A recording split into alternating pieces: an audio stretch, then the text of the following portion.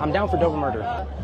I murdered these individuals. I was incarcerated 2016, and I was sentenced to life without the possibility of parole.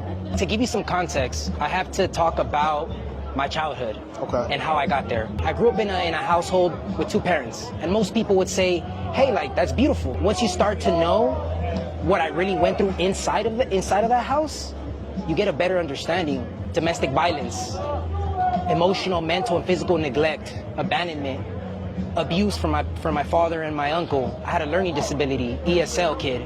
So that came with so much trauma due to the bullying, due to not being able to understand and learn and absorb the information like other kids around me did. All those situations led me to encounter feelings like fear, shame, guilt. I felt dumb, and resentment from my own parents, for the very home that home is supposed to be home, but it wasn't.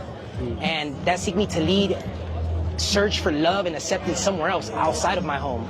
And that led me to the streets. All I wanted from my mom and my dad growing up was, hey, how are you, son? Or I wanted a hug. I couldn't even get a hug.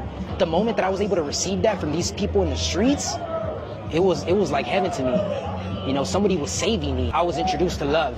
At least the love that I thought back then was healthy, was good. It wasn't. Eventually, I got introduced to substance use, crime, and a false belief system. These core beliefs that they had adopted from other people.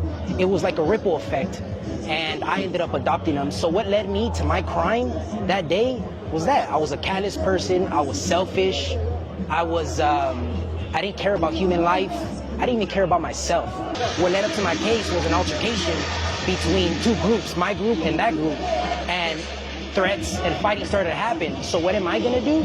Because I'm searching for acceptance and love, and I wanted them to accept me, I'm gonna do the most. Oh, yous are fighting? I'm gonna go ahead and pull out this knife, and I'm gonna go ahead and shank this dude.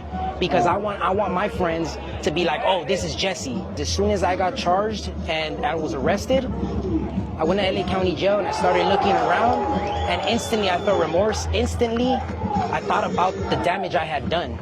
And I look around and I'm looking at other inmates, and I'm telling myself, these inmates have family members, have a brother, have a sister.